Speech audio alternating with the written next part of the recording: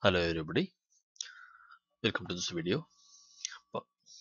In this part 4 on guide to documentary credits, we shall look at very quickly and very fast lecture on issuing of a documentary credit. This being a CRAM course for preparation to CDCS examinations. Issuing a credit. What are the formalities? What are the procedures? What are the things that we kept in mind? What is important and what is to be of concern to the applicant, to the issuing bank, and the other relevant parties for issuing a documentary credit. Different banks play different roles or different functions under documentary credit. For example, for a documentary credit transaction, the bare minimum requirement is that there should be a issuing bank and the credit is issued in favor of beneficiary. So the minimum, there is only requirement for two parties. But there could be multiple banks and they could play multiple roles. For example, a bank could act as advising bank, same or another bank could act as a nominated bank, same or another bank can act as a confirming bank. There could be a reimbursing bank, there could be a transferring bank, there could be a second advising bank, there could be a bank that issues a back-to-back credit transferable. So these are the various functions or roles that banks could play under documentary credit, though the bare minimum requirement is that there should be an issuing bank. What are the roles and parties of the banks? The roles played by the applicant, the role played by the beneficiary, and the role played by the issuing bank are the most important roles. Now, we call the applicant and beneficiary as parties, while the banks are the issuing bank, the advising bank, the nominated bank, the confirming bank, the reimbursing bank, the transferring bank, etc. What are the responsibilities? The responsibility of the applicant is to open the LC at the right time or give the request for opening of the LC at the right time and provide for the margin or the security or the charges and a complete and precise instructions on the letter of credit with respect to the documents required and the conditions to be met. The responsibility of the issuing bank is to issue the credit, almost similar to what the applicant has asked for, and if something is conflicting, the issuing bank will be responsible for the consequences. Issuing bank will also have to must honor is the word used in UCP when complying documents are presented. The nominated bank, the advising bank will advise the credit without any responsibility on their part. The nominated bank will nominate to the subject to the conditions that they have agreed to or the terms that they agreed to. That is, they will advance funds or agree to advance funds in case of a negotiation. In case of acceptance, they will say under what circumstances they will accept the draft. In case of deferred payment, they will say when they will incur a deferred payment undertaking. In case of site payment, they will say how and when they will pay on site, provided the terms and conditions of the credit are met and stipulated documents are presented. In case of confirming bank, the confirmation may be subject to their own certain terms and conditions. Confirmation, though being a separate undertaking and independent undertaking of a confirming bank, it may have come with its own terms and conditions. So these are the roles, these are the responsibilities. Coming back to how a bank is chosen by the issuing bank, issuing banks have relationship with other banks. It could be called as agency relationship or correspondent relationship. Certain time, in certain situations, one bank will act as an agent of another. That's an agency relationship. And in some situations, there is a correspondent bank. Correspondent bank is, it is not that A is acting as a correspondent of B, but A will also ask B to act as its own agent and recognize it as its own principal for some other purposes. So that's a correspondent bank. When you have multiple relationship, multiple roles played by each other for a relationship, it's called correspondent. When you have only one relationship, it's called agency. One example could be Bank A might be using Bank B only as an advising bank. So Bank B is called having an agency relationship with Bank A. Bank A may be asking Bank B to be nominated bank, to be reimbursing bank, to be confirming bank for different LCs on different circumstances for different situations. Then Bank B is called a correspondent bank of Bank A because they are capable of playing multiple roles on behalf of Bank A. These are the correspondent banks. Now, when a correspondent bank is chosen only as an advising bank, then that bank will advise the credit without any responsibility on their part. They will just ensure credit is complete, whatever has been received is complete, the LC is complete, and that it is satisfactorily appearing to be genuine. That's all. They don't undertake anything further. They may advise the beneficiary as to whether any amendments are required, whether it is operative or not, or whether it is um, workable or not. But these are at their own risk and responsibility, and They have no other undertaking or obligation towards the beneficiary or towards any other party. If they are not willing to advise, they will have to come back to the issuing bank to say they are not able to advise. They may advise LC to the beneficiary and come back to the applicant and come back to the applicant's bank, that's the issuing bank, and say the genuineness or authenticity could not be apparently satisfied. Let us see a situation when a correspondent bank is act as an advising and nominated bank. The advising bank will be asked to be the nominated bank also if and when the issuing bank feels that the relationship with that bank is satisfactory and they are capable of handling the documents as per the nomination and as per the instructions and authorization of the issuing bank. In such a case, such a correspondent bank will have to inform the beneficiary about its nomination and willing to act as per it. The words used in UCP is that uh, expressly communicated to the beneficiary to the extent to which they are willing to act as per the nominated bank. So agreed and expressly communicated. There could be situations when correspondent bank could be asked to act as advising bank, nominated bank, and confirming bank. In such a situation, the confirming bank will have to say whether they are willing to add confirmation, if yes, under what terms and conditions, and who will pay their fees. If no, they need not give a reason, but they will inform both the parties. The parties are the issuing bank and the beneficiary that they are not willing to act as per the confirmation.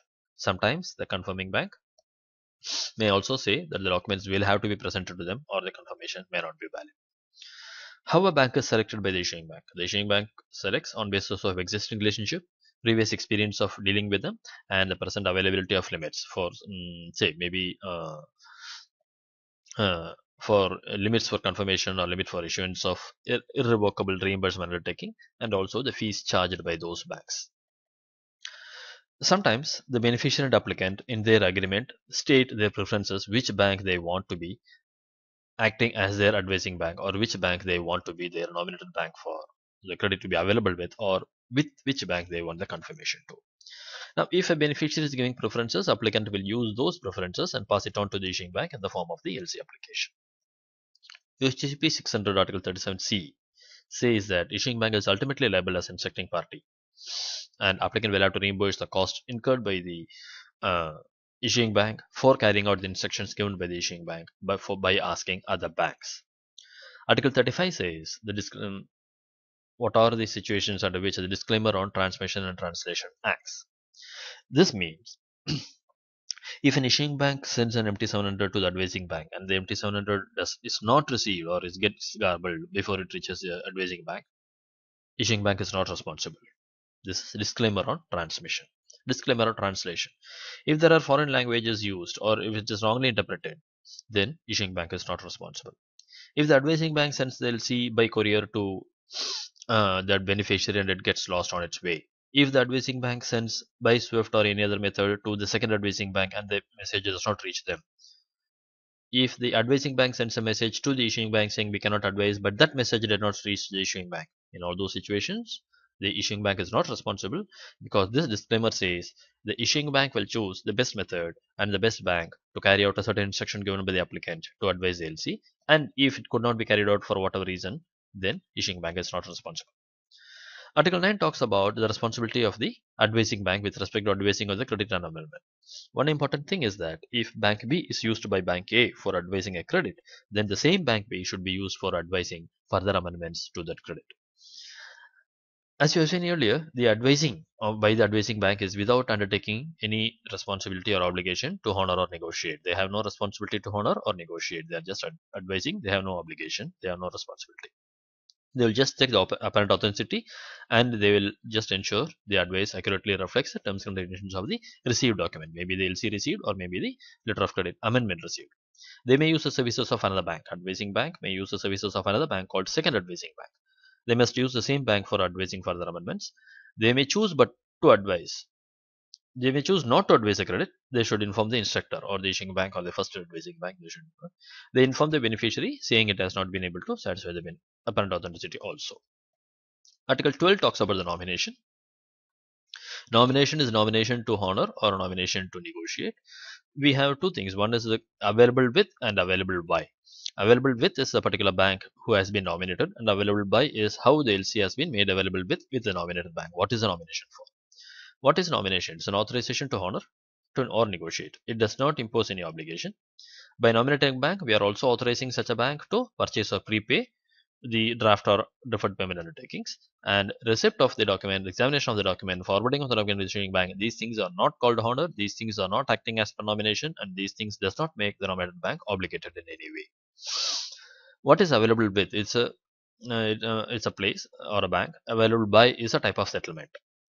So with which bank, at which place, how the LC will be paid. This is what is decided by available with and available by. And this is nothing but the nomination.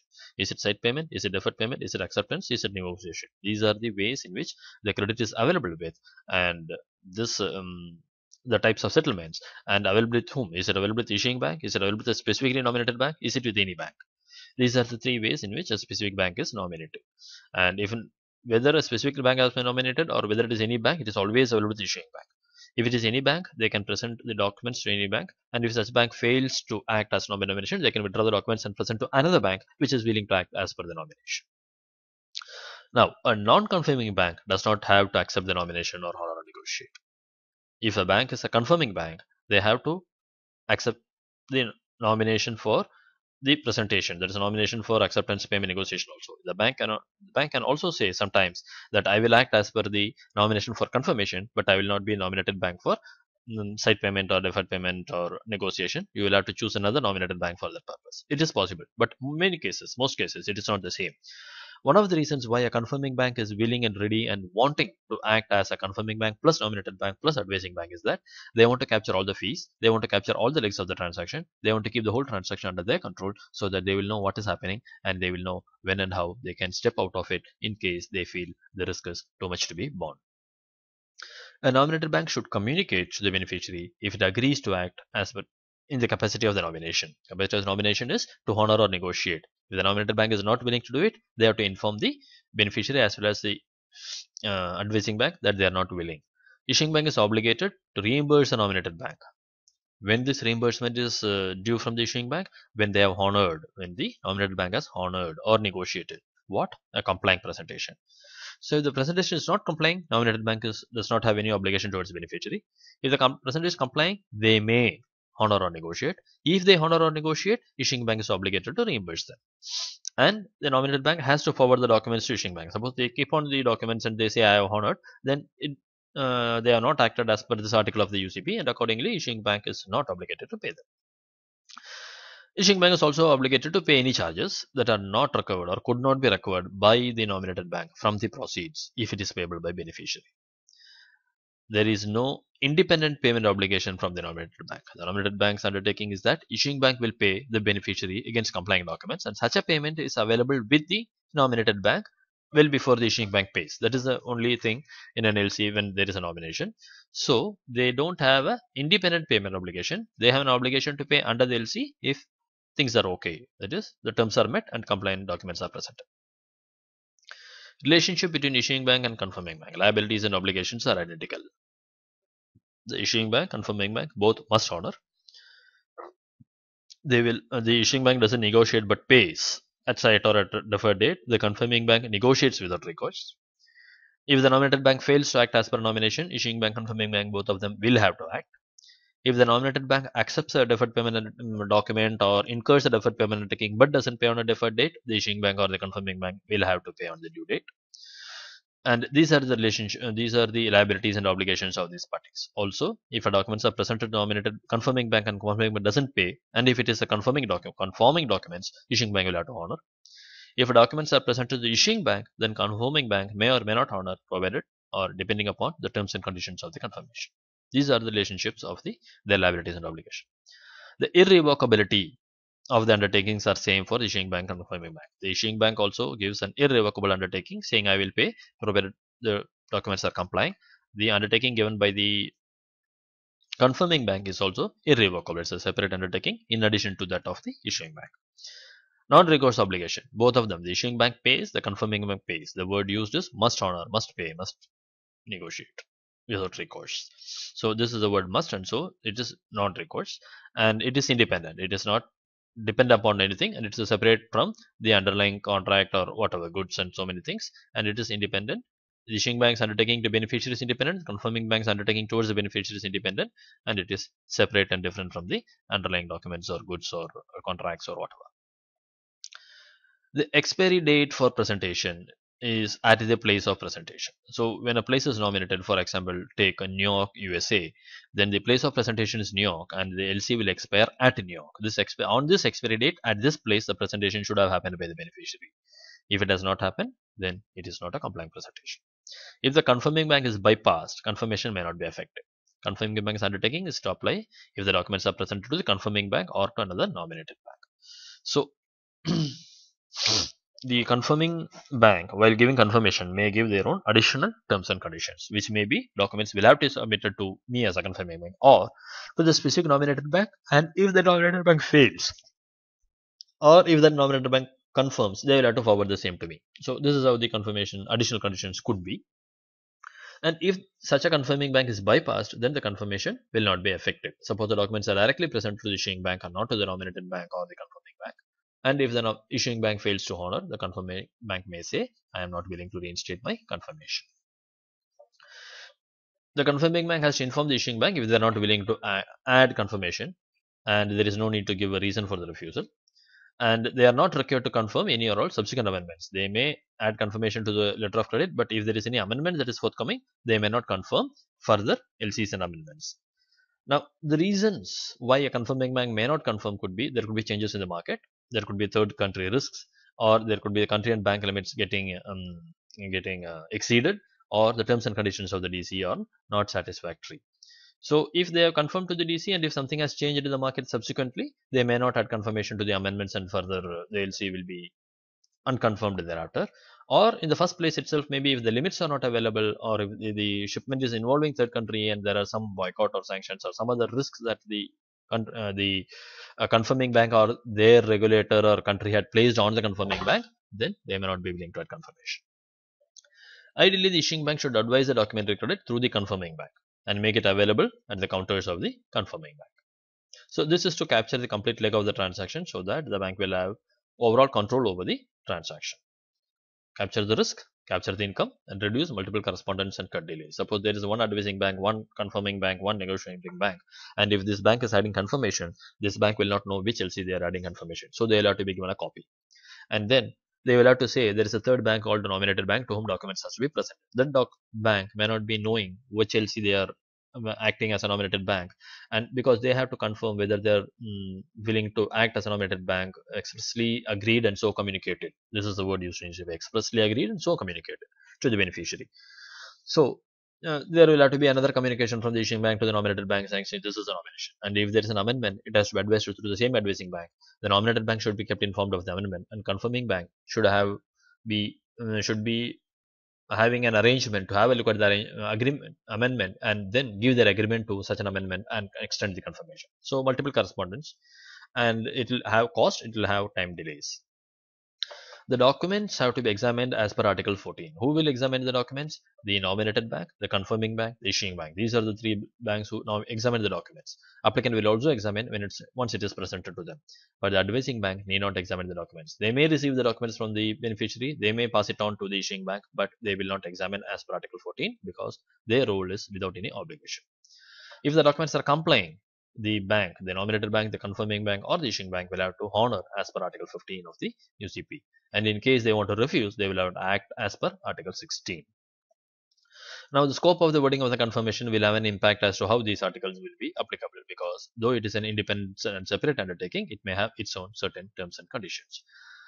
The worry of the confirming bank or the nominated bank could be the insolvency of the applicant and issuing bank, and in case if a refusal or dispute happens under the presentation made, which is supposedly conforming documents in the counters of the nominated and confirming bank but not conforming in the counters of the issuing bank, or in case any other regulatory restrictions come up, then what will happen to the confirmation?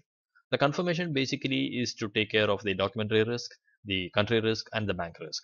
Documentary risk alone can be handled by a nominated bank acting as per nomination also, but for the confirmation to give additional benefit, we mostly look into the country risk and bank risk. Now, if the insolvency or a dispute or refusal happens mostly because of the documentary risk, insolvency and is for the issuing bank or the applicant, and the regulatory restrictions are the regulatory risk, country risk, political risk, and other things. And for these two, confirmation is only solely is available to the beneficiary. So the scope of the wording of the confirmation has to be kept in mind by the beneficiary before taking satisfaction or peace of mind based on the confirmation available. The issuing bank will also have to have a look at how the settlement will be made. There has to be a reimbursement to the nominated bank. This reimbursement could be subject to URR or could be subject to Article 13 of UCP. This reimbursement is due to the nominated bank if they have honored a presentation and forwarded the same to the issuing bank. Forwarded a presentation and forwarded the same to the issuing bank means it should be a compliant presentation. The nominated bank should have been acted as per the nomination, subject to the terms and conditions of the credit. The reimbursing banks act upon the instruction of the issuing bank. If there is a reimbursing bank, that bank act upon the instructions and authority of the issuing bank. We have seen the confirmation is upon the authorization and request of the issuing bank. The reimbursement is subject to instruction and authority of the issuing bank. Reimbursing bank has no obligation unless an irrevocable reimbursement undertaking has been used. What is an IRU? How it works? What is the procedure? We have seen all these things in another series of article on URR 725. The reimbursing bank will decide upon their willingness and readiness to act as per the reimbursing bank based upon the standing of the issuing bank and whether they have a nostro account relationship. That is, whether the reimbursing bank will be able to recover the money that they have paid to the nominated or a claiming bank from the issuing bank. That is what will be the ultimate relationship. If they have a nostro relationship, if they are already a correspondent or an account agent, then possibly they will be acting as a reimbursing bank. It's also possible that suppose you take the US dollar currency reimbursing bank and the city New York. A bank in say Europe may have relationship with the 10 different banks in New York having 10 different US dollar accounts, but one of them will be used as a nostro account for reimbursements under letter of credit. Not all of them, though all of them could be, correspondents, not just agencies or account owners, but still a reimbursing bank will be chosen based on the pre-agreed relationship between the issuing bank and reimbursing bank mostly, and also there could be adequate limits for issuance of IRU for these banks. The issuing bank has to provide a reimbursement authorization, independent of the credit, separate to the credit, relevant and related to the credit. A certificate of compliance from the claiming bank shall not be required by the issuing bank to be required by the reimbursing bank. Issuing bank will be responsible in case there is any delay in reimbursement, and issuing bank is also responsible for related penalty and interest claims. The reimbursing bank charges are for the account of the issuing bank. The reimbursing bank charges are for the account of the issuing bank, unless the credit and the reimbursement section states that this has to be paid by the beneficiary. In such a case, it will be recovered from the proceeds, if any, if there is a claim. And if there is no such claim, the reimbursing bank will go back to the issuing bank and ask for the reimbursement. Normally, reimbursement authorities does not have expiry date, and the expiry date of the credit has no relevance to the expiry date of the reimbursement authorizations. So this is a small and fast quick look at the issuance of credit. We shall meet again on another video.